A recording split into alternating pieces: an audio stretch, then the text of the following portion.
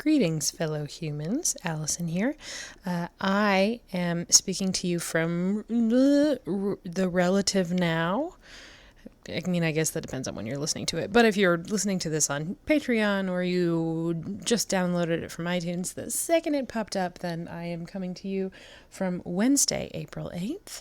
I'm in my apartment, not leaving because the world is really strange. But you know what? The sun is shining through our one window and everything's beautiful. I just wanted to give you some context for this episode before you jump in. So, way back in February, the week after the season began, Julie and Janine and I went to our favorite local watering hole, the Oasis, to record a live show, and we tried something really different, which I won't spoil for you, but which is a bit of a mess, but we had a lot of fun doing.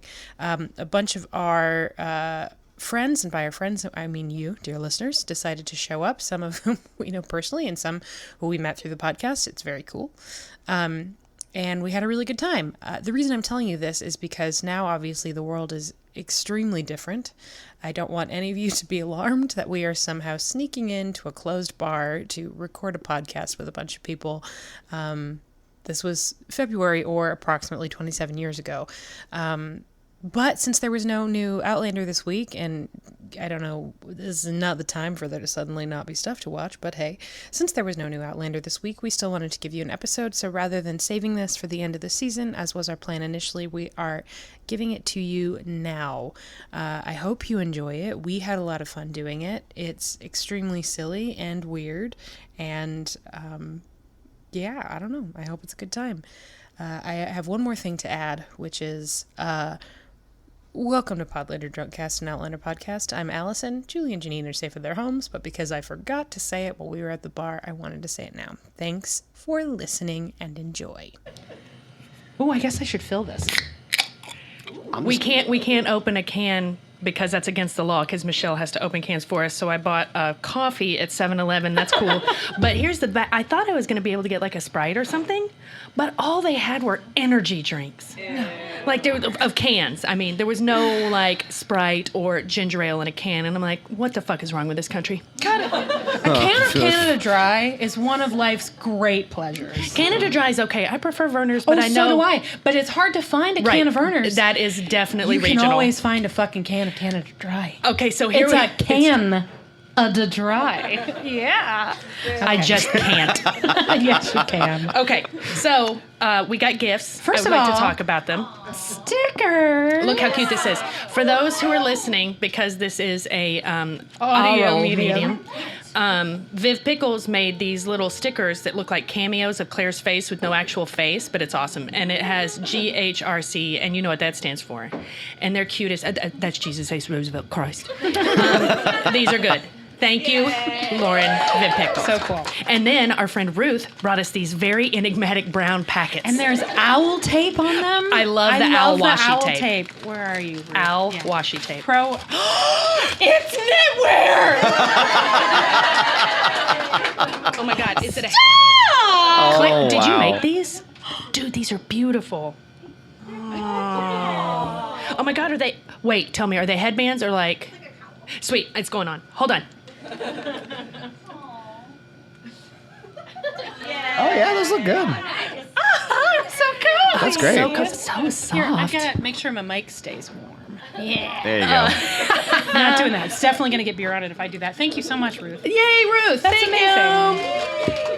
But of course, the real gift is all of you. It's friendship. We are live at Chicago's finest local, the Oasis in beautiful Rogers Park. It's the best. Please come here. Just don't come here all at once because otherwise it won't be special anymore. Yeah. If I can't get a drink on a Saturday, I'm going to blame you personally. Yeah. So don't come all at once. Behind the bar, we have everyone's favorite bar mom, Michelle. So everyone be super nice to Michelle today. She's loving you all. She's so excited we're here. And she's ordering us pizza, y'all. Yeah. Oh, yeah. There's definitely going to be pizza. She's taking care of us. Okay. Yeah, she's the best. So if you hear a phone ringing in the background, that's because we're in an actual place of business. I really hope that someone is calling and saying, hi, I just wanted to know if the podcast has started yet. That would be so cool. Or has it started? B, when will it be over? so that I can come to the bar and not be accosted by those Totally. mouthy bitches. Yep, that's us. That's us. Real mouthy bitches. Okay, so today's show, it's up in the air, man. We are doing something we have not done before. It I is like an a game. idea I that like we a game. had in this very establishment. Right over there. After a fine Pilsner beer. Or 3. Actually, I think at that time we hadn't moved on Miller Lite yet. I think we were probably drinking Pulaski pills. Plump Ass. Oh, no, yeah, you were drinking plump ass. Yeah, If Twisted Hippo, anybody which is very hasn't good, by tried the it, way. it's good. It's they have it tasty, on isn't tap. it? Is it good? Yeah, It's really good. Um, And a great name, plump ass. yeah. Also, I just like the word Drinking plump. ass. So we are going to try this. There is a high percent, I would say like a 60% chance. 69. Come on, you were right Yeah, there. nice. That it's going to fail. Yeah. Just fail. We've got a safe word accordingly. We actually have 2 separate safe words. One for if we're like, fuck, I don't know. And the other if we're like, guys, this isn't working. It's Cut time it. to call a spade a spade. We'll just talk about boning for the we'll just talk about the sex montage for the rest of the episode. And that's fine. We should That's try to work okay. a sex montage in though. Duh. Yeah. So what we're gonna do is live fanfic. We are going to essentially improvise fanfic in real time with some help from you all. We have 2 ways that we're gonna help. First of all, at sort of at random, we'll do it at least 5 times. Either Julie or I will say, and then he rounded the corner, and who was standing there but, and someone will get to come up and speak into this microphone and say, Fergus! And then I'll go, you're right, it was Fergus. And he said, Milord, I just realized my hand is starting to rot from the inside. I have not maintained it. Or whatever, right? That's one. Yeah, it's a temperate climate. So that's one. Other things like that. That's one way you can help. Also, we are going to ask the 2 people who traveled the farthest to be here. Who might that be? Just curious. If you think you traveled the longest to be here, go ahead and raise your hand. Yes, definite. Yep. And you. It's Ginland or Drunkland Yeah. and Keenan, everybody. I was joking. I definitely knew who traveled the furthest to be here. Everybody else is from Chicago. Did anybody come in from Wisconsin? Sometimes people come from Wisconsin. No? So everybody else is Shout from out to Chicago. It Chantal. is just the 2 of you. Friend of the show, Keenan, and friend of the show, Ginland or Drunkland, both in from out of state. so cool. So cool. So weird. You have a very specific responsibility, and you can still come up here and do this thing if you want. However, at 2 points in the next hour, because Janine is going to time us, we're going to try to do this for an hour.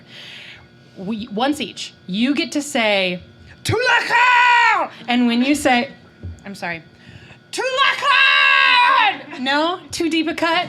Je suis prêt! There you go. Okay, good. I'm deep sorry. a cut. Who knew what I meant when I said Tulakar? Anybody? No. So it has a place in the Drunkland household. That's amazing. That's whatever. Let's make it Je suis It's prêt. a war cry. It's Je suis prêt. So You should feel ashamed of yourselves. Keenan and Ginlander, you each have one Je suis prêt that when you can say scream out. at any point. And when that happens, for the next minute, Janine and Julie and I will continue the live action fanfic by alternating words. One word each. So, For a full minute? a full minute. Oh, God. I mean, that's a stretch goal. Oh, no, it's gonna happen. Are you kidding? We're pros. We're pros. Oh, man. There's going to be a Okay. lot of dogs We are showing up. the James Alexander, Malcolm Mackenzie Fraser bean flicking of one-word storytelling. You know what? Okay. It makes about as much sense. All right, so What? Did you have a question? I just want to clarify. Is it Je suis prêt or Trois Cards? You can have two la carte. You can have two You'll la carte. have just we pray. okay, There and you we only go. get the one. So save it. Don't fucking spray it right away. And you all know what I mean by that. It's sexual innuendo. For those of you who are a little bit slow this Saturday morning. Say it, don't spray it isn't a sex thing. No, but I said don't spray it right away. I didn't say say it. Don't spray it. You said save it. Don't Save spray it right away. Don't spray it right away. So it's like, It's tantric audience participation. Yeah, I was going to say it's like Sting is up in here talking edging. to We're us. asking you to edge your audience participation. That was a real deep tantric sex cut. All right. Okay. all right. So here we go, season 5. We're going to do this. We're not afraid. Okay, I will start. And I cannot stress how little we have prepared to do this. None. None. Not So- one bit. We had a beer apiece. That's prep. You did. Oh, you mean today? Oh, yeah. That No, was prep. The other day It it was was more. We also Moss. Neil ordered a cocktail that he found on a list of What was it called? Ferrari. The Ferrari, that's right. Like straightforward cocktails to order in bars, right? Where it won't matter whether or not the bartender actually knows how to make it. And it was half Amaro, half Fernet and half Campari. And it was delicious. Yeah, no, that's the I right loved it. response. I had one of those was too. it was okay. I loved it. If Split you household, If not you good. really like a bitter Not cocktail, good. it was quite good. And if you really like a bitter bitch, she's great. Hey! See, the banter is already flowing freely. all It's gonna right, be all great. right. Give me some more beer. All right, so let's do this. previously on Outlander, sex montage. Ending with we're not even going to touch that. We're not doing a single storyline about Brianna's sex life unless she's having a good healthy boning with her husband. We're not going to talk. We are protecting Brianna today. Yes. Okay. So sex montage. It's great. The baby keeps crying. We see that we see that the baby is crying. Fucking baby. That's why I don't have one. Right? That's the first thing in the Previously On. What's the next thing in the Previously On? The next thing in Previously On is Murtaugh with a digital youngening talking to a baby redhead with an inexplicably crunchy wig and telling him how He sorry just really he is. likes gel, Julie. He just really does. He wants to make sure he's got texture. Yeah. Talking to a young kid, telling him that he will always be there. What's the next thing on the Previously On? It is. We're already killing it. No, I got it. I'm trying to come She's up with the best way visualizing to Well, come up with this. some sweet North Carolinian landscape porn Yeah. Definite porn. with a bison that pops up. Yes, but that's in the credits. Well, but this is We'll get to the credits. Oh, yeah. Then Credits all are of a coming. sudden, we're in France. What? We're in the Tell Caprice. weird astrology witchcraft sex closet of Louis XIV. Way to bring it back. And the Comte Saint-Germain is standing there. One tear rolling down his beautiful fucking face. And he says something, I don't remember which because I haven't seen that episode in several years, but it is dramatic. And then he drinks the poison. What's next in the Previously On? Last thing. Last thing and Previously On is we go back to Boston. Oh! We're doing a full flashback episode. We're gonna flash back to something that has never happened in the show, something we did not see. Well, then it wouldn't be in the Previously On. No, Because well, it was not sort of. previously on. Okay, all Outlander. right. Previously On, then it's really short. It is Frank stumbling out of a bar and putting the keys into the door of his car. Oh God! I Yeah. so want to watch this episode. Is this what writing fan fiction is like? Yes. Yeah. Okay. What have I As been somebody doing? who writes it, Tori says, "Please do." All No, right. Tori doesn't write it. Wait, no. She reads it. Who has written fan fiction? Raise your hand. Anybody? Who Anybody? re- who- yeah, Don't be ashamed. Hey, not published. That's okay. That's fine. What was it of? Oh, come on. You raised your hand. You got it. It was Wincest. Incest. That's a supernatural reference. If I am correct. Am I correct? Yeah, I don't do the supernatural thing. And who reads it? Raise your hands. Yeah. Okay, one right there. In one right what there. arenas do you enjoy fanfic? Like which fics? Which fans? Is it Harry Potter? I mean, like, yeah, but Harry Potter. It's I Potter. got my start. Yeah. Okay. Cool. That was the That was- gateway that drug. was your gateway? Yeah. Yeah. That was the marijuana. I have read some Harry Potter fanfic because I read an article about the number of people who write /fic about Harry and Draco specifically. Ooh. So I went and I read I see some that. Draco Harry /fic. It was pretty hot. All right. Okay. Yeah, I was into it. See, now we have already gotten far enough past our Previously On that I forgot what they all were. So they were the sex montage. Yes. They were Murtaugh and the crunchy the Murtaugh kid. flashback, and then Comte Saint-Germain. Constitument and Dick then Fox. We haven't said Dick that Fox, in a while. right. Dick Fox. Blast from the past. and that's then one of my Frank favorites. and the In car Boston. door. Ooh, that's great. Okay. That's really great. So we have 5 places, 5 ideas. Then- Are we all together here? All right, go. Now we all have to do it because it's a chorus. Actually, we should all do it. It's a chorus. Sing me a song of a lass that is gone. Say could at last be I. So she sails on a day over the sea to over the sea. I can't do it anymore. Okay, let's go. Hey, everybody, give yourself a big hand. That was fucking awesome. Okay. That was great. hilarious. Oh my We God. see the credits, Buffalo. That's important. We do see the buffalo. yeah. R.I.P. credits, R.I.P. dear, for life. But did- also, he never called us back, so actually, fuck Yeah, credits. fuck that guy. Too big for his britches. George Did Whitby. yes, please. I have a whole one right here. I don't know why I'm doing that, but yes, yeps, I do. Did anybody grow up watching Veggie Tales? Yeah. Yeah. You were very enthusiastic I love about VeggieTales, VeggieTales. man. Every time I did not, but I babysat kids who did and nannied for kids who did.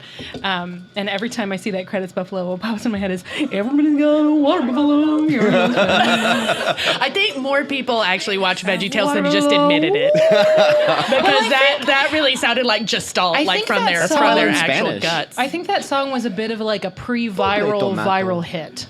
Like I Like think it Baby Shark before transcended- Baby Shark? Yes. Yeah. Yes. Baby Shark. See, I'm current. Dude, Baby I'm Shark. young. Hairbrush. Yes, hairbrush. I know the youngs. Baby Shark was a camp song though before it was a kid song. Yeah. It's always been a thing. I did a terrible thing. I promise we're getting back to This is the thing. commercial break for the Yes, it fan is. page. Yes, commercial break. I did a terrible thing and did not check with a parent about Baby Shark because I just assumed all children at this point were being indoctrinated with Baby Shark. I know I'm terrible. So I was taking care of Steggy, the adorable kid of a friends of ours. And he was being very recalcitrant about his eating, as he often did. And I said, I'll tell you what, for every bite you take, I will sing a verse of Baby Shark. And he said, yes! So I assumed he knew it. He knows So how he to would take bargain. a bite, and I would go, Baby Shark, do. We got to keep it short because, copyrights. But yeah. you get the idea. I do. And then he would take another bite, and then I'd do the next one. And then I got to the daddy, and he was laughing. he got home. And then Jillian got home, and she was like, Why? What? I was like, you said make it a game so he'll eat. And she was like, but was that Baby Shark? Yeah, because now you brought that evil into my home. But it works. She still uses it to get him to eat sometimes. That's hilarious. All right. Anyway, happy okay. ending.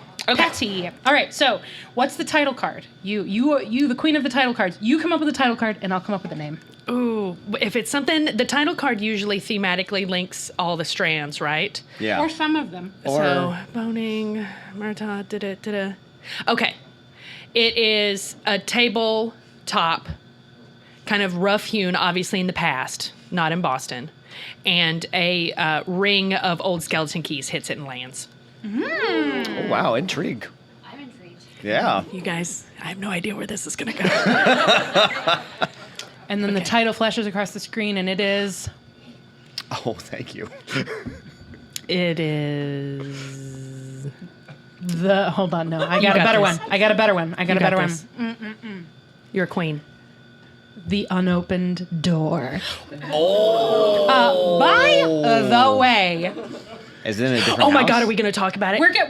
We are gonna be talking about this tomorrow at length, but we just had to say it out loud now. One of two things has happened. Either somebody at Outlander is trolling all of us, or Distinct possibility.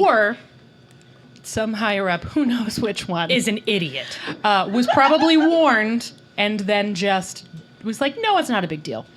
The title of tomorrow's episode is Between Two Fires. No way. And we're Yeah. like, if there is not a scene where somebody is interviewing somebody awkwardly between two plants, I've already got this sorted. So it's going to be Fergus because he has his newspaper. I don't know whether or not he does in the book, but in the show, but he does in the book. So it's canon. He's got two ferns in the wilderness, the North Carolina wilderness, and he's sitting on a stump. And then he goes, "Welcome, me love, to Between Two Ferns." And Jamie goes, "Fires? No ferns. Fires?" and then Jamie looks around and he's like, where's my publicist? So they obviously don't know Between Two Ferns, but just think about it the entire time you watch the Julie, episode, please. you just gave me a little bit of like a shame flashback. Yeah. Yeah. Oh, sorry. I won't name names. I forgot. But I have forgot. talked to a person in the Outlander cast who, when I started talking, very clearly started looking around for his publicist. It was fine. It was fine. The person in question had been drinking and did not feel that they should be doing interviews. It was a completely reasonable reason to not want to talk to a member of the press. But I asked a question and watched this person go, narration, looking around awkwardly and desperately. Like this. Oh, it's real. I felt it in my soul. I felt it in my soul. It was rough. Anyway, sorry. Okay, So- I didn't even think about title that. cards. Okay, here we go. So behind the unopened door, right? Title card, keys hit the the unopened rough door. hewn table. Behind the unopened door? The unopened The door. unopened door. Boom! And then you hear, because that's what they're doing. Bummer You mix in the notice that? background. There's a little refrain. They put a little. They just put a little. I in feel like there. you guys are avoiding the story. We totally are. I mean, we're also a little bit like high on our own supply at the moment. Like all these people are here. Right. It's great. We're feeling it. All right, so fade out. Yeah. No, because it does fade out. It does. The title card fades out. Yeah. And then I've been watching the show for a while, y'all. And then fade up. It's morning. It's a beautiful North Carolina rolling vista. There's a little bit of mist. Yes, deep in the holler. And that word is real. So blow me if you don't like it. And we see Jamie Walking up to his palace. walking up to the fucking. No, he's outside of his palace, just out front. But he's shirtless. By the unnecessary Shirtless. staircase. Shirtless. One more time, shirtless.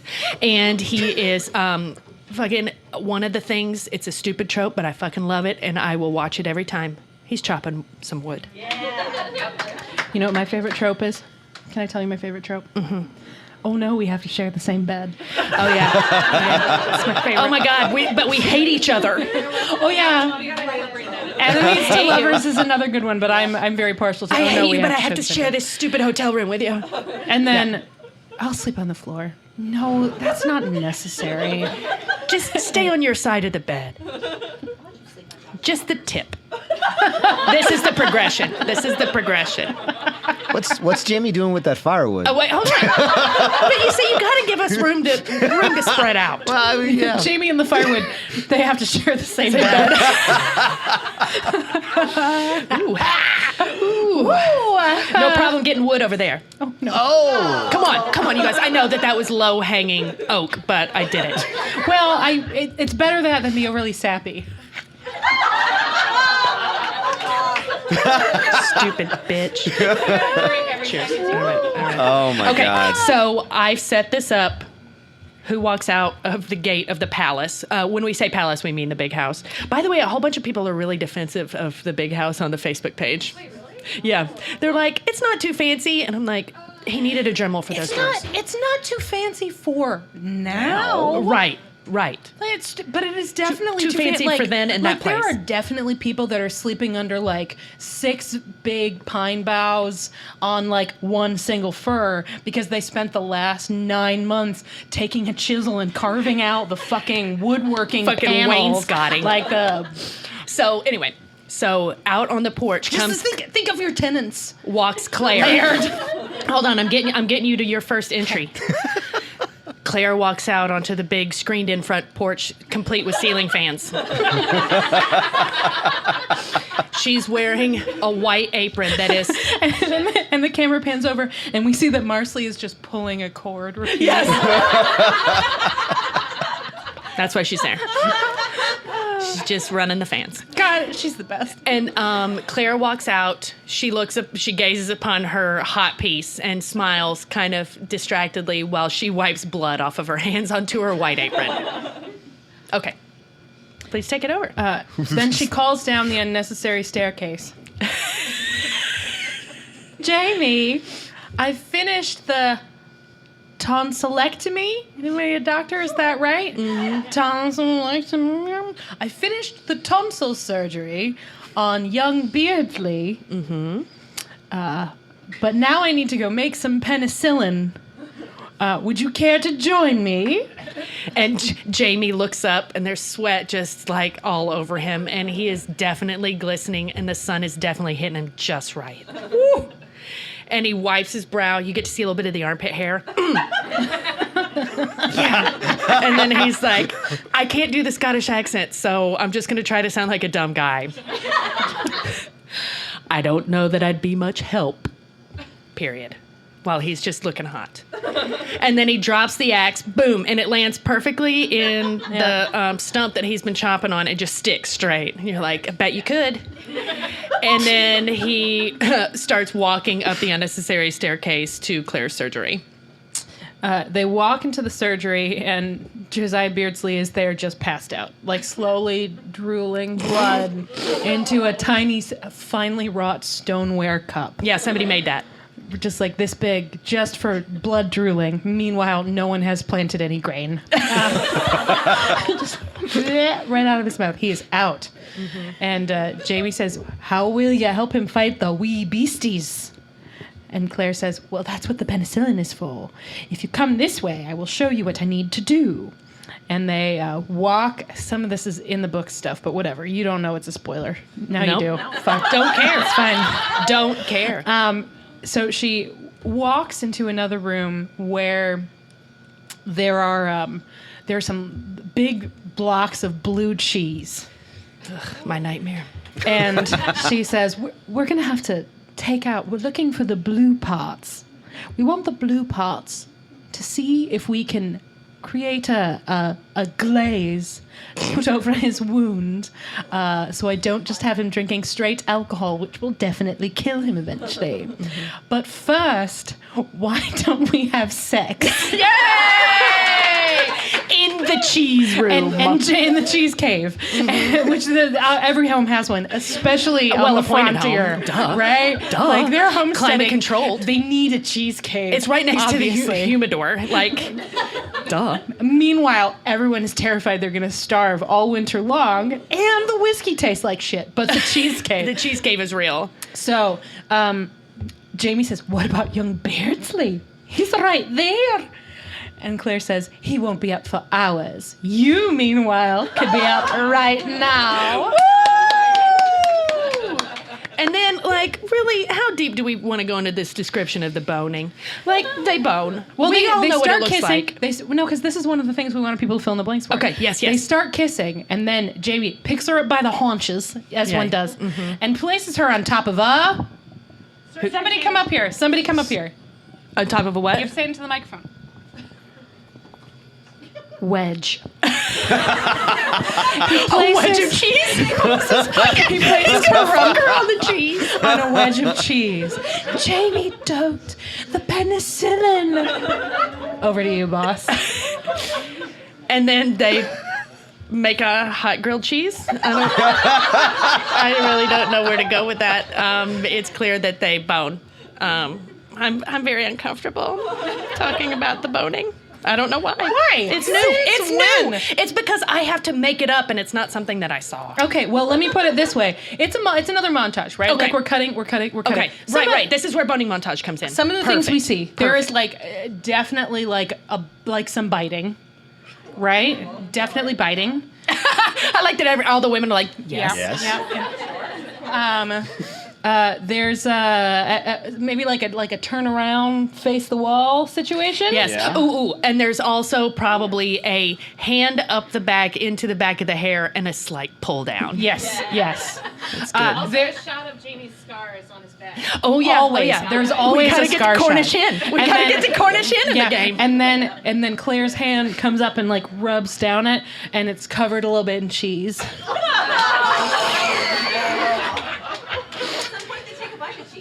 And they're eating blue cheese while they're doing Yeah, it. they're feeding each other. Feeding each other. He's right. They're feeding each other. Yeah. I've been writing this column for the takeout called "What Food Didn't They Eat on The Bachelor This Week?" And they feed each other fucking anything. They'll be like, first of all, I'm sorry, I know it's another commercial break. They just fucked a lot. We get a commercial break. Yeah, you're right. Yeah. You got to bring First us of all, back down. Somehow this adult man, he is 28 years old. He lives in California Adult. where there is a lot of fucking takeout. He has no excuse. This adult man who in this most recent episode said the sentence straight face, total straight face, said, I feel it. My wife is in this hangar because they were in an airplane hangar because he's a pilot. Oh my God. My wife is in this hangar. Anyway, he not only had never had crab rangoon, he didn't know what it was. Crab rangoon. So he and That's a the red girl flag. he dumped this week, spoiler, fed each other like this. Crab rangoon. Arms See, crossed. I'm not going to like that because I don't need anything between me and my crab rangoon. No, I'm like what, you Brooke don't know what Shields it and is? Calvin It's Klein. terrible. Don't ever try it.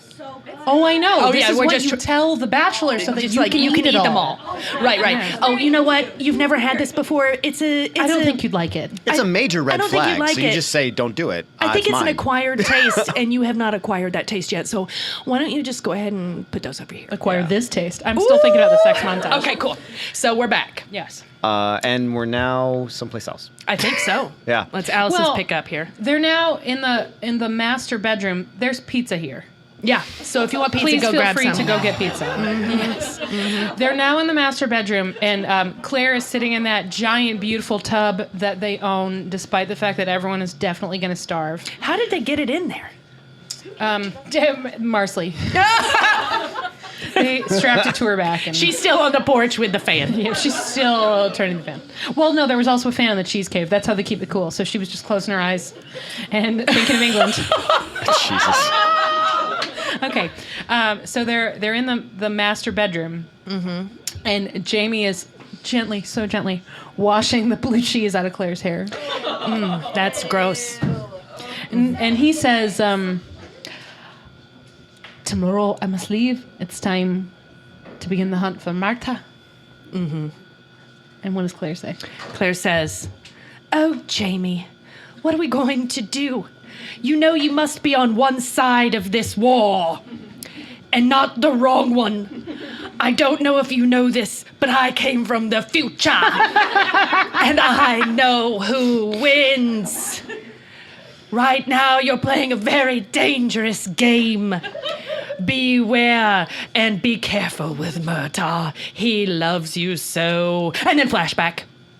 Ooh, okay. Jamie, That was good. Jamie in his mind, doodle, doodle, doodle, doodle. There he is, 5 years old, looking at his dead mom. Oh God, Alan. And by the way, that means it is definitely Sophie Skelton playing that part.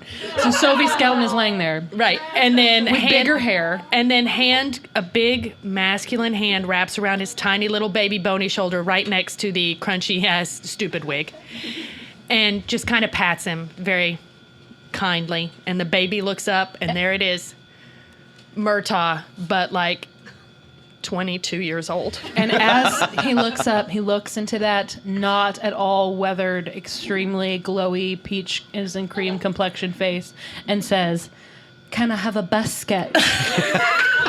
And Murtaugh, without a word, reaches into his sporin and pulls one out. And young Jamie just starts. And the crumbs fall into his hair, and then one tear falls down his cheek. Aw. And then Murtaugh nods at him and takes his hand, and they walk out into the field. And we have the lovely scene where he tells him, "Young Jamie, I know you don't know this, but I really, really had a hard-on for your mom. And I told her I would love her forever. I loved her so much I made these bracelets out of boar tusk for her, which means I had to kill a pig first. A wild pig. Please think about that for a minute, 5-year-old Jamie. We haven't done Tusk in a long time. That was I killed good. a boar in Reno just to make him into bracelets. So That was good. please note that any sacrifice I can make for you is but a wee drop in the bucket of my love for your dead mom." And then we flash back to the present, and the same tear runs down the same Jamie's, cheek. yeah. And then he looks at Claire and he says, "Can I have a basket?" And she reaches down into the tub and pulls one out and nods. And he gnaws on it sadly. Yeah. Cut to the cabin, which I feel, again, I need to say, in the book is a very rough one-room structure. with like a very rough door and like leather over the windows. Oh wow, we're killing it. Yeah, we are. I didn't account for the commercials though. My bad. That's okay. And it is a immodest domicile. Not so much here. Anyway, No. Brianna is taking care of Jimmy. She's changing the diaper. Ugh. Sorry, that was personal editorial feelings. It's not really. And Roger comes in with like brambles in his hair, and he's all scratched up. He's got some mud on his face. oh shit! That big disgrace. You're hitting my shit. Oh, that was unintentional. No, I love it. I love a dirty man. I love it. Yeah, but in this case, it's more like he's covered with a fine sheen of failure. Oh, Like he's gone out hunting and gathering and come back mostly empty-handed. right, because he doesn't know how to do that. So Brianna says, "What did you find?" I'm sorry. What did you find? Shady. I love her. It's not a great accent. And he just looks at her and drops his head and then pulls out from behind him this hunting bag, and it's empty. He turns it upside down and for comedic effect just drops the empty bag on the ground. And then he reaches into his other pocket and he pulls out a weather-beaten... Oh, what? To the car! Oh, yes. He Okay. pulls out a... I'll start because I already said one of the words. Yeah. A weathered piece. Of taffy. Brianna looked At it. and said, Wow.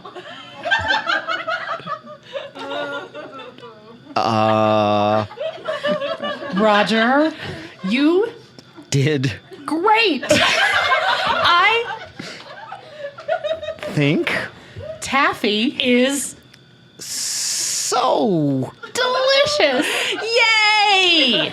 I Respect You so much. and tomorrow We will go to Pizza Hut.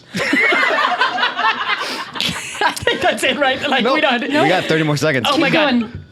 Roger laughs. then Says Bree, you can't go to Pizza Hut. because it Is not in. this reality. Okay, now we're good. However, if We get to a city we can order a pig and a blanket. delicious. I Think okay, I'm into that here. We did a good job. We did a good job. She says, sorry, it's still Roger. He says, I know how you like a pig in a blanket. And then he kind of smiles sheepishly, and she smiles sheepishly. Let's try saying that 10 times. And then they start making out. And then she pulls away from him and says, I know I'd like this pig in my blanket. And Roger kind of half smiles. You know that thing where like one side of the mouth goes up? It's so cute, and he's got the dirt all over him. And then all of a sudden, in my mind, I'm hearing chim chim chiree. And oh wait, where are we? I shared something a little deep there. Julie, there's Yeah. absolutely no one who listens to the podcast who is not aware that we both have the hots for Bert from Mary Poppins. Am I wrong? I feel like this is well documented. Oh, dirty man. I mean, Dirty Bert. Fries. Yeah. You can eat, but it's okay. Yeah. Commercial break. Commercial break. It cuts away. Okay, thank you. Yeah. yeah. It Thank cuts you. away from them walking towards their tiny little straw bed, because it's not a big goose down bed, right? And it cuts away, and now we're in commercial break. Go. We like a dirty man. Oh, you set me up. Yeah. So Bert and Mary Poppins were definitely fucking. Duh. If this really has not, maybe it was just in an anyway, Patty. No, we talked about it. Bert I've and Mary talked about Poppins it were many definitely times. fucking. It is so ambiguous, intentionally ambiguous. There's all that sexual tension they just sort of don't ever touch, but you can tell there's a relationship. He's very deferential. She is 100% a dom. They are for sure fucking. Mm-hmm. Also, young Dick Van Dyke is a stone cold nibble. Cold. Fuck. He's so hot. So is young Julie Andrews. Yes. Jesus Christ. Yes. Like the hot quotient in that movie is off the charts. So I think because when I was a child, let's say 5, a double 6 years old. spoonful of sugar. Yes, nice. Yeah. So I was watching that movie. It was my favorite movie when I was a little kid, and I really didn't know that how much that seeing the dirty, handsome man was really gonna just like stick with me for life. Yeah. So Dirty Bert for Step life. in time, bitch. Step in time. I also have a soft spot for fucking skinny, slightly too short pants, stripy blazer. I need a glorious dye, bright as a morning in my. I fucking love that shit. Give me a man dancing with a penguin. Fuck yeah.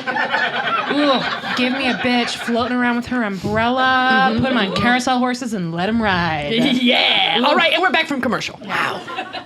That was was a very specific. That was a commercial for Commercial because That was a commercial for dirty men. no. Please. And, I'll buy and it. women who are practically perfect in every way. Yes. Nice. We are. Okay, so where do we open back up? We this have time? a hard on for every gender.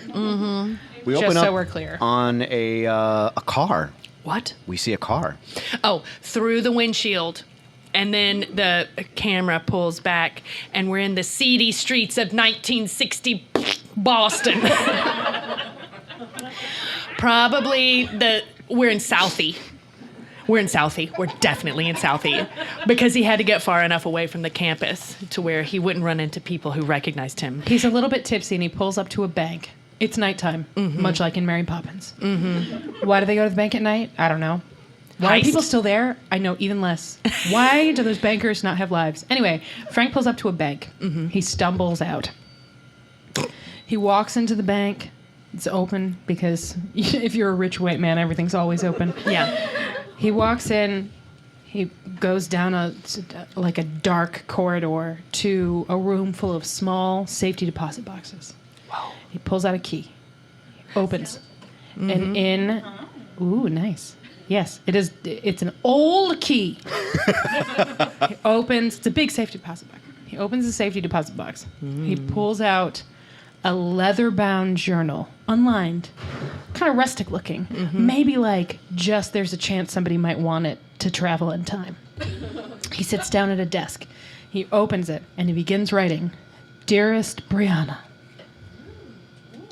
I'm so sorry about Everything. everything. Yes, about everything. I'm just so sorry. I wish we could have had more time together, but I just wanted to let you know one thing. Your father is going to make the wrong decision. I read a muster roll this week that shows him on the side of the British. I need you to warn him, if your mother hasn't already, that history will prove him wrong. I know you love him, and I know he loves you too. And I love you very much. Goodbye, Bree. And then he writes, "P.S. By the way, this is Dad."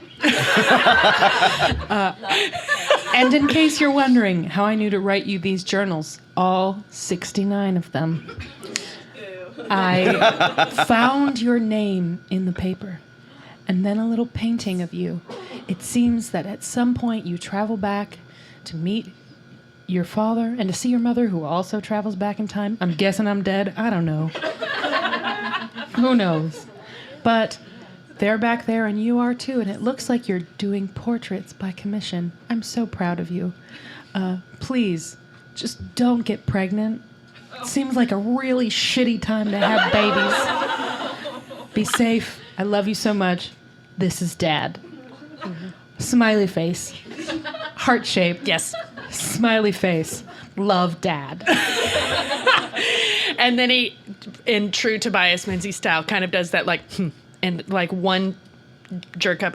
But then this line, only the one on the left, looks like it furrows just a little bit deeper. And he's got a true kindness and sadness in his eyes as he kind of drunkenly stumbles and pushes the thing back into the deposit box and fumbles with the lock. And he puts him in his blazer jacket and stumbles out to the car. And then he turns to the camera and says, I bet you're wondering how I got here. I bet you're wondering how I got here. Well, I was just a man trying to raise my daughter. Yes. Daughter. And I One want like W-O-N? O-N-E. Wone. One day, I'm cheating. Oh, one day, Day. thought I, Would. find James, Malcolm. Reynolds. It's like I put the Galti in the ground. Okay. J.K. I'm Actually, looking for love.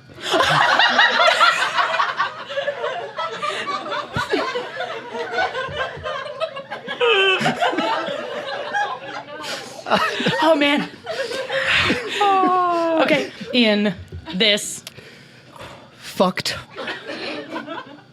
place. I Traveled.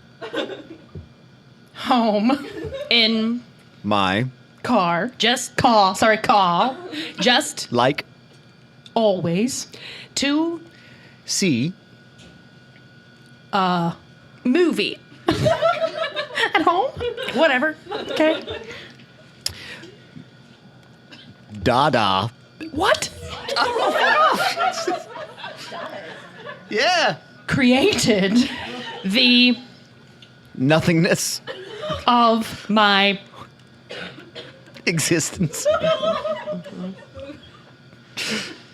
comped Sant Bernard? I don't know. Germain. Germain. Germain. Germain. Yeah. was A Prophet. and a Charlatan. but he Couldn't. not Fine. be A time. traveler. Fucking got there. That was a minute. Jane is way better at it. So Frank has told us that Saint Germain was a time traveler. Yeah. I bet you Directly wonder to the camera. I bet you wonder why I'm here. Count Saint Germain is a time traveler. Goodbye. And then he just runs his car directly into an oak tree. So then, Whatever. I just made it happen. but as the car is speeding towards the oak tree, Oh, I know. we see a flashback. Frank goes into the bank vault and standing there with a smug look on his hot fucking face Is Count Saint Germain. otherwise known as James Malcolm Reynolds. Nice save. Thank you. Nice save. And he says, "Hello, Mr. Randall. I believe we have an acquaintance in common. Your wife!" And then for no reason, he fluffs out his tails just because they're there. And then we go to a commercial break. Commercial break. I want to talk God. for just a second in this commercial break That about. was so much fun. I had sort of forgotten. It's amazing because it's not like I looked at a picture before we got here. I didn't think, man, we got to get the Saint Germain in this shit, right? But then I was like, oh, that would be fun. That would be a fun thing to previously on. And now I've spent a pretty significant percentage of the time we've been talking just remembering how fucking beautiful that guy is. Yeah, he's hot. Jesus Christ, he's the original coin face, like Dick Fox pre-coin face. Mm-hmm. What a profile. And his name is something like Steven Weber, right? It's something that sounds like super American. Yeah. He was smoking hot. Yeah. hot. And he was so good. He was so good. Okay, so we've done both of our one-word things. We're in the Count Saint Germain section. Those were fun. Those were really good. Thank you, I like guys. that game. Yes, that was great. We have 15 minutes left to wrap it up. Okay. That's fanfic I didn't know I wanted. Frank and Comte Saint-Germain? Well, I like the idea of him like time traveling and somehow like winding up. I think that's a fan theory, right? That I know that. Him being a time traveler, I think, is a fan theory. Yeah. But the fact of him showing up in Well, like, I Boston. Because Monsieur Raymond is basically confirmed that he's a time Yeah. traveler, but there's a theory that... And E.T.. No, wait, who else has read the fuck novellas? Somebody has. I thought you talked once that in the novellas. I think in the novella, he is a time traveler, because I haven't read all the novellas. I've read most of the novellas. I'm in the middle of book 6. Well, they're a struggle. 7's so big. They're good. They're a struggle. And we're back. So, cut to whatever the closest town is. What do we still have to do? What was in our previous Hold scene? on, I'm about to bring two Great, together. do it. We cut to whatever the closest town is to Fraser's Ridge. Podunk, North Carolina. That's what we'll call it. Podunk. There's pigs in the street. No. The street is made of mud. None of the houses look pretty. Because they've all been busy building the big house. Right. Yeah. Because they don't have enough time. Yeah.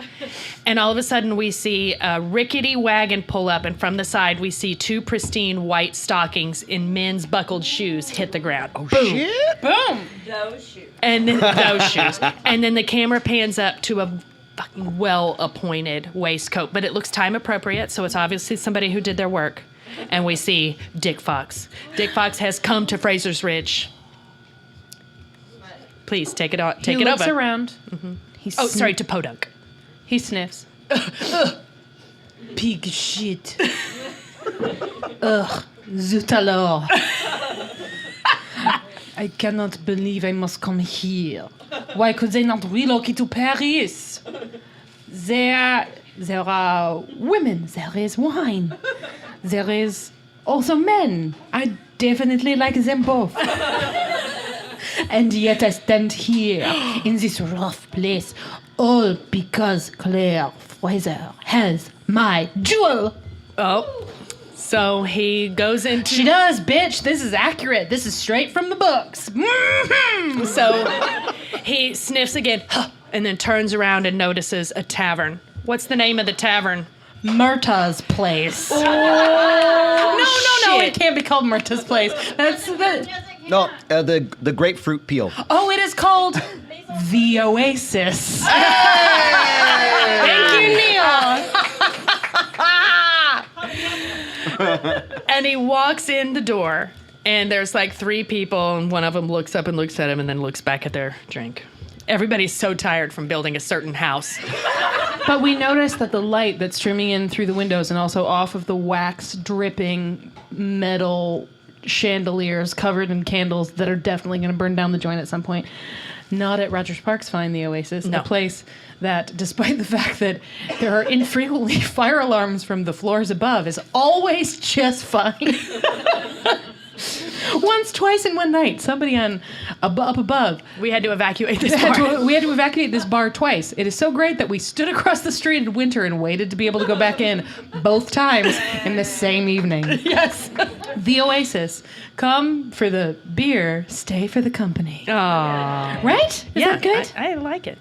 So here we have Count Saint-Germain in the... Oh, but the Podunk Oasis. the light from the windows and also the chandeliers that are fire traps are shining down on a gleaming white head of pristine hair From the back. sitting at the bar, just drinking Slow away his sip. sorrows. Perfect. And Count Saint-Germain walks up to the bar, sits down next to the white-haired stranger, and looks to his right and notices right away who it is. It's Murtagh Fitzgibbons. And he knows who Murtagh is. France. And Murtagh has already smelled the frog behind him. So he's ready.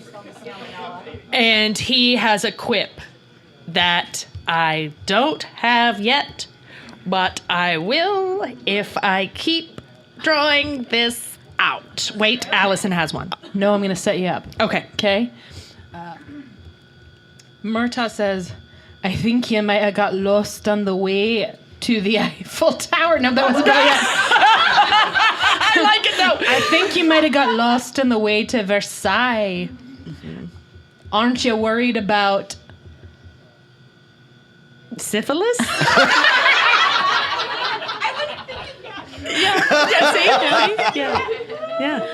And then Comte Saint-Germain says, "Oh, Monsieur Fitzgibbons, I see you have not changed.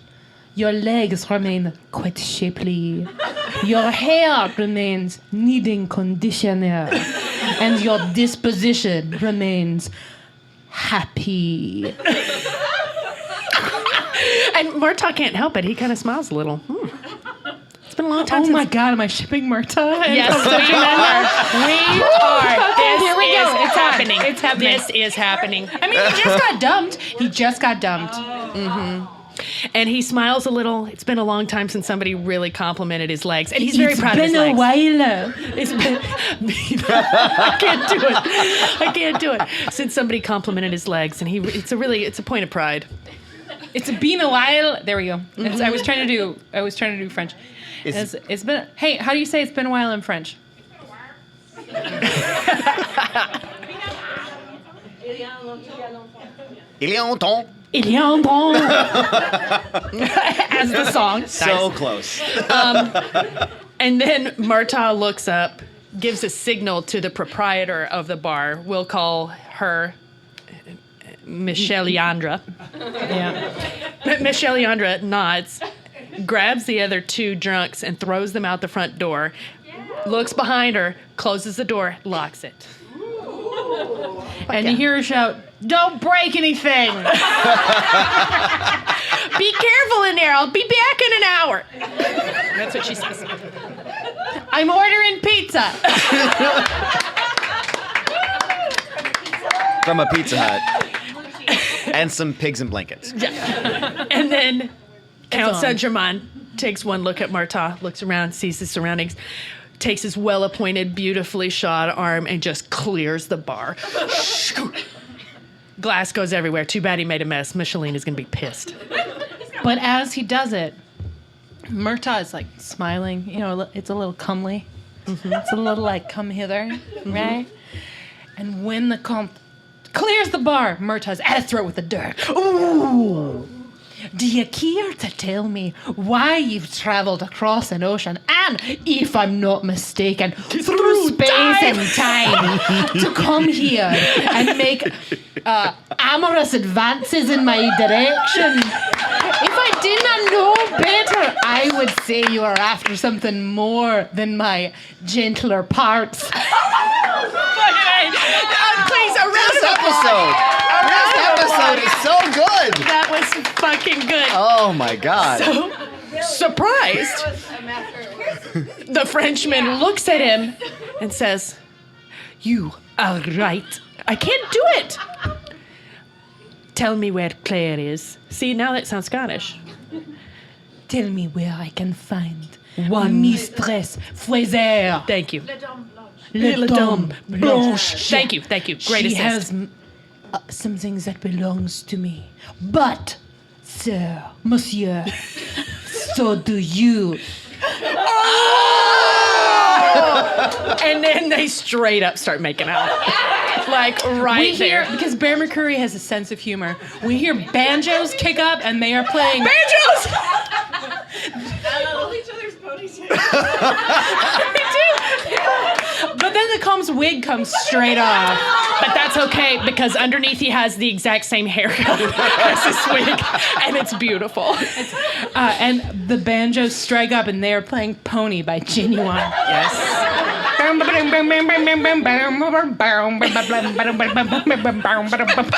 Really good. And then Murtaugh and Count Saint-Germain make sweet, sweet love on the bar. It's great. Oh, man. Full body shots. We are actually surprised we see so much. You know what? I cannot believe us. The audacity of us that we are bringing the storyline into existence. And I love Murtaugh, and I am glad we are talking about him. But how dare we insert a queer storyline and not involve Lord John Grey? I know. Wait! All of a sudden, all of a sudden we hear wagon wheels outside, and then a loud knock at the door, and then steps, and then running, and then boom, and the door flies open, and from behind is just white light, but we can tell that profile from 400 miles away, and it is Coinface.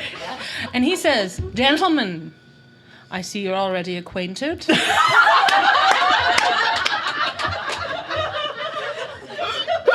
And then he just kind of smiles and slowly takes off his jacket and hangs it up on the wall.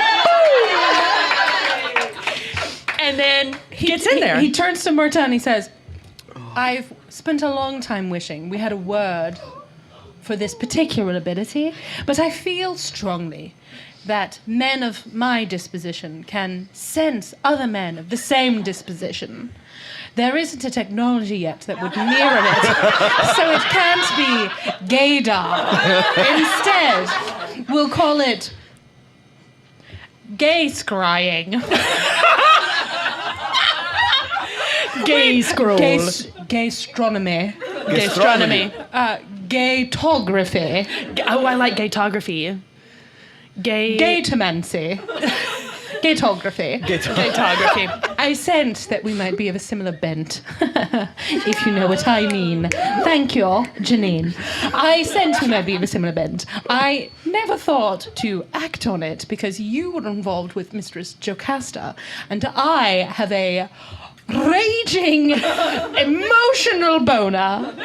Sorry, raging emotional cockstand. Ooh. For That's fancy. your godson. However, if you have no objection, I should like to join the party already in progress.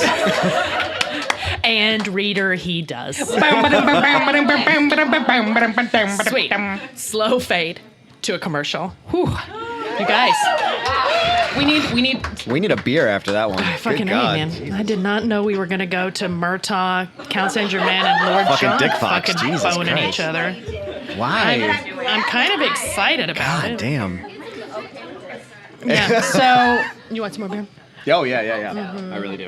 All right, we got to bring it in for a landing now. Oh, Well, God. but also we gotta involve some more people. Well, we're gonna do. This is gonna be. Oh yeah, we do. We're gonna do this quick. This is gonna be like a fast and loose section. So we come back from commercial, and there's Claire, and she's still picking the blue bits of Out blue of her hair. cheese.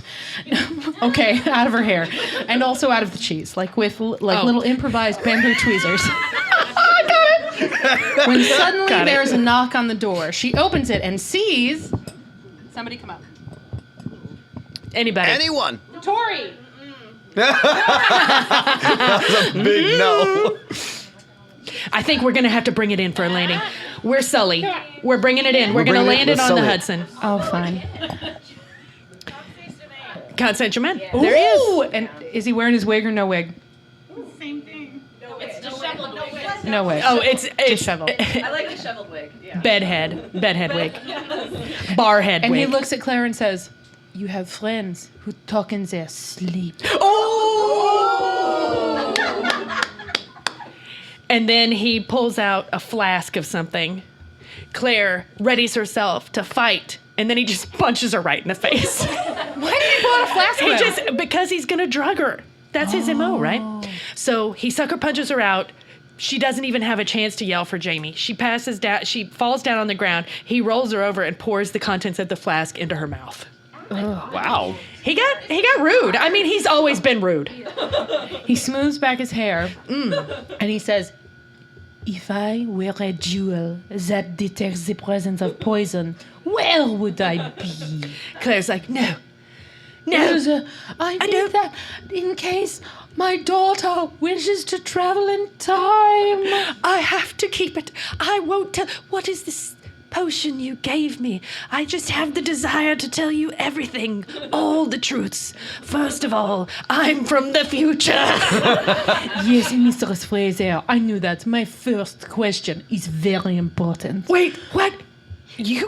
You two? Oh, crap. I went to Boston.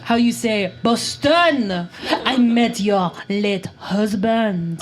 Frank? I may have cut his brake line. He was Jesus H. Roosevelt Christ! Now, Mrs. Piece Fraser, of shit! the potion kicks in slowly. You have limited time, and I have many questions. My first and most important question is this. Do you think Myrta likes me? Or does he just like me? Wait, what? Myrta? I speak of the carnal arts, but also of the movement of the heart. Do you believe Mr. Myrta Fitzgibbons could ever give his girl to me? I did not see that coming. Correct? Correct? Is that correct? Thank you. Good. I don't know. He's a sure. Thank you. I appreciate this very much. Second question. Okay. Mr. Monsieur Lord John Grey. Do you think he likes me? Or does he just like me? Decidedly likes. I believe his heart, though, belongs to another. He has given his cur to your cur. Oh! I know I'm under the influence of this wretched poison you've poured down my throat, but I have to admit that was amazing wordplay. Merci beaucoup, Mistress Frazier. It is true, he does love Jamie very much. An agreement was made. They remain close. I remain on the outside, kind of disapprovingly looking in. It seems to me you are missing a golden opportunity. Why not enjoy both? This is what we call a ménage à trois. If I might suggest modifying this formula, you could also consider a ménage à quatre. With me, I'm talking about me. I got it. I don't find myself sexually attracted to you, per se. You did try to kill me once. I need to remind you, you are under the influence of a potion that makes you tell the truth. And I can see your eyelids twitching. And also, I've seen myself in the mirror. What do you mean you're not attracted to me? Oh, you're right. You're smoking hot. Yes. Oui. Yes, I would. But wait, why are you here? I need two things from you. Madame Frazier, La Dame Blanche. I need the return of my jewel that tells when there is poison in a beverage. You have it. I wish it back. I believe you hid it in the bustle of your batsuit when you traveled in time. I don't have it. That is item 2. Item 2. What is going on? I need to return to, if not my time, some other time. There is too much mud here and too many hearts to be broken. These men are beautiful, but they do not bathe. I wish to give my heart to one with better, hygiene. Will you tell me, is there a stone circle hereabouts? Yes, there is. It's actually only 20 yards that way. We built the house here on purpose in case I ever had to go back. Here's the jewel. Miss Fraser, I have one more question. Oh, God! You will wake up and feel just fine. Do not worry. My final question is this. Did you know your husband knew you traveled in time? Did you know he wrote many, journals with what you call emojis at the end of each entry? Frank would never use an emoji. And if I am to leave you with one thing, it is not the hangover that will result from the truth potion. And it is not the knowledge that I have had carnal relations with just about everyone you know. And It is not the lingering image of my striking visage, which you have finally admitted you find attractive. Truth. It is this. Your late husband knew everything. He told you nothing. He told your daughter nothing. And he found the day of your death and did not even tell you that. So ask yourself, Mistress Frazier, what kind of wife were you? And now I make my exit. Damn. Au revoir, Mistress Fraser. Until we meet again in another time, as we will, and there will be flying automobiles. Everyone is always promising the flying car. It won't happen. I have seen it. And a slow pull back from the big house. We see North Carolina and its mists, and the credits roll. Allison, your Count Saint-Germain was on fire. Jesus. It's like On fire. I guess I connect to like How do you like say a hot dick. On fire in French? Feu. Man, that was pretty good. Neil's yelling, "Oh, fun!" By the way, at this point, I want to acknowledge what? Someone say my name? No. I want to acknowledge that at some point after we recorded the last episode, if you're not listening on Patreon, you'll be hearing this later. So sorry for the news that you already know. But someone identified the gentleman who makes the first oath to Jamie as Isaiah Morton, a character from the books. Who we refer to as Fonf. We will Fergus still like be motherfucker. calling him Fonf. Because it is too fun to say. Fonf. So he's Isaiah Morton. We might use his name sometime, but Fonf.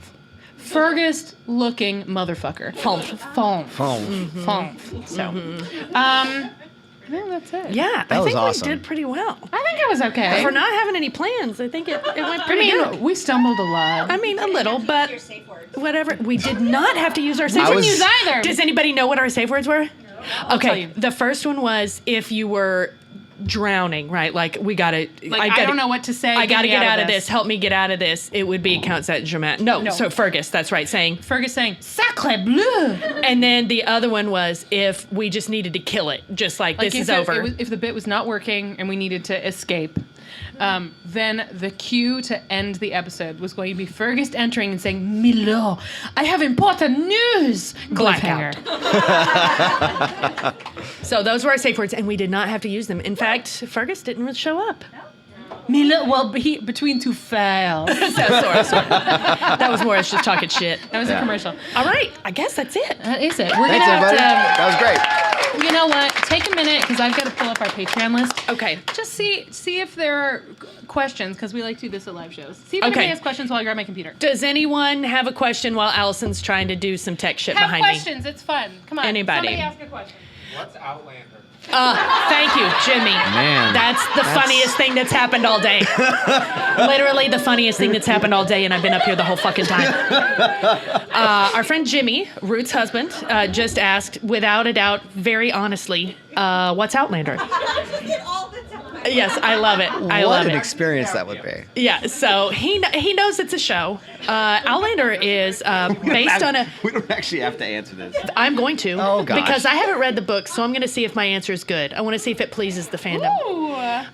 It's based on a very popular series of novels by a woman named Diana Gabaldon about a British woman named Claire... well, who would you call her at the beginning? Claire Randall? Claire Randall, who mistakenly touches a dick rock and travels through time and finds her one true love in the past and then has to keep going back to the past to get that sweet, sweet ginger dick. I think I got it accurate from Legit? everybody. That's Yeah, like yeah. that's the books right there. Yeah, that's pretty much it. And there are like 10 of them, and they're all like 3 inches thick. So I'm just saying she's got a real fixation on this guy's wiener. Yeah. Yeah. Yeah, lots of dicks. Oh, really? Okay. Yeah. Oh God. Oh no. Oh, that's okay. Is this The Witcher? And I was like, A friend of the show, Scotty Caldwell, said that she was watching Outlander and her roommate came home and said, "Is this The Witcher?" Which is a very appropriate conversation. And I would like to toss a coin to your roommate because that's a good question. That's pretty good. I'm sorry, that song is like bangs. Oh, I love it. It's really good. You know what? It's okay. take these. It's a good song. I'll just put it on later. I'm Take fine. these. Take mine. Okay. Did you really? So good. I just love that show. I fucking love The Witcher. Someone described it good as time. like was it one of you who described it as like Hercules, but like updated? Neil maybe did. Neil? That's actually, I think, a good description for folks who aren't familiar with like Yeah. the books or the games. Yeah. But it's like Or if you enjoy Game of Thrones, you'll enjoy this. it's it like has some it's got some goofiness to it, but it's Oh, like it is definitely goofy. and it super Okay, goofy. got it. right into the story. Yeah. You're like, All right. All right. Keenan had a question that is every bit as legitimate as Jimmy's. What was your question, Oh Keenan? no, it wasn't. Mine. I do genuinely want. I have no conception of how long they've been in North Carolina, like at all. Has it Neither do been- I. No, I it's been think bad. Has it been 9 years? Well, because Like, I genuinely don't know. I've actually ruminated on this a bit. Jermaine looks like he's like 4, Yeah. right? Maybe 5. And sorry, Jermaine is Marshall's kid. Yeah, Ferguson Marsley's, Marsley's first kid, which would make it 4 or 5 years since about the time that they landed in the colonies. That just Right? doesn't seem like enough time to build a fucking house. I mean, with the tools available. So many windows. There's like the newspaper clipping that's Yeah, where are they on the timing of that? I don't know. I don't remember. It was 1771 Oh wait, or 2. it's smudged out. They made it so it's smudged out. Yeah. Yeah. Yeah, But the they clipping don't is know in the this- they books don't for actually sure. have the date, though. Yeah, and I think The fourth.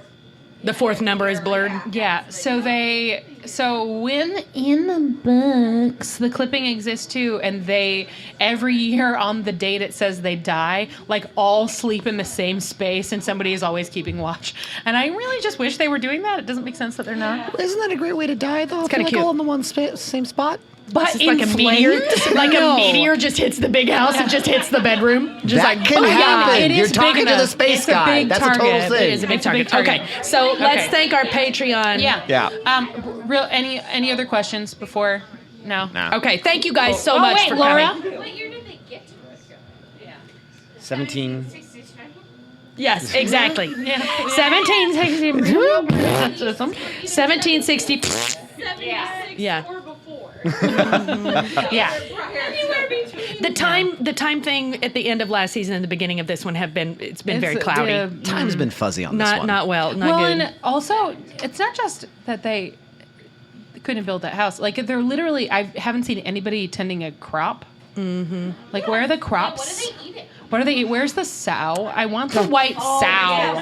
Damn it. Okay.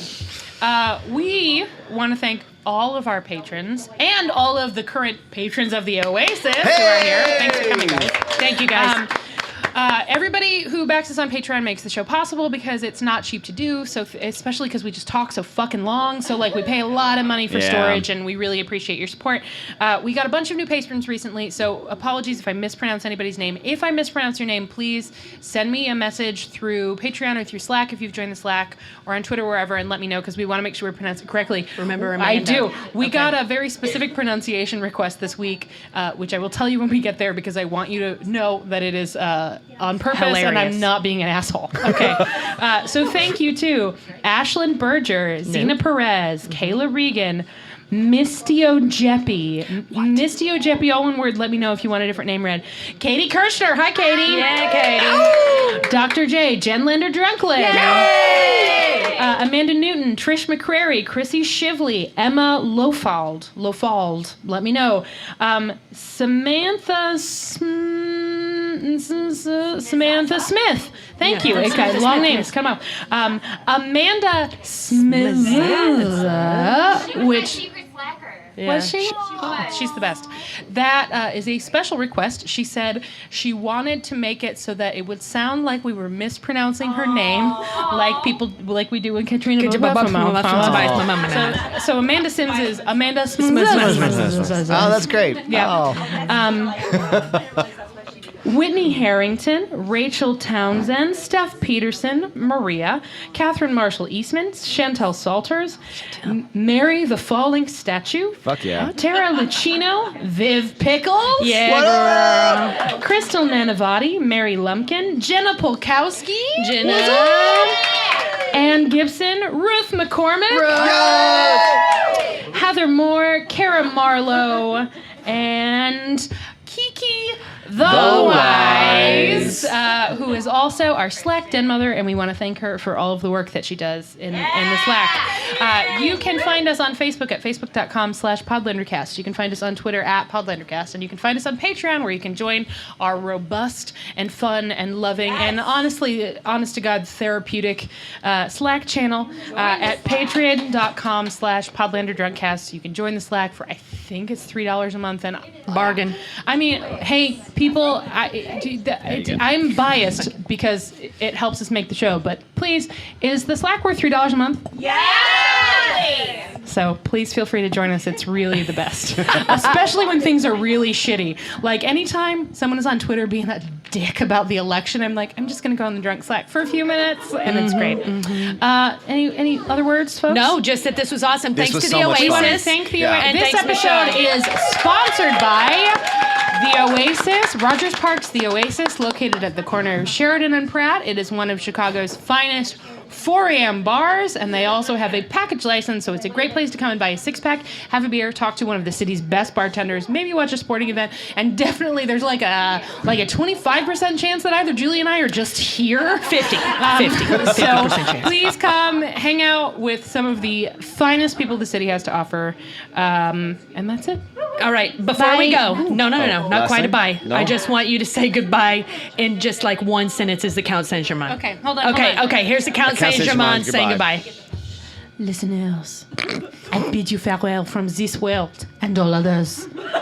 Au revoir, and please check for poisons. Bye. Those were the days. Well, that's going to do it. I just wanted to add we've gotten a bunch of new Patreon backers since that was recorded. So if we didn't name you, thank you so much for your support of the show. We will get your name in the very next episode. And be well, be safe, stay home, wash your hands, tip your delivery drivers extravagantly, and we will see you at the Oasis for the next live show, whenever that will be. Bye!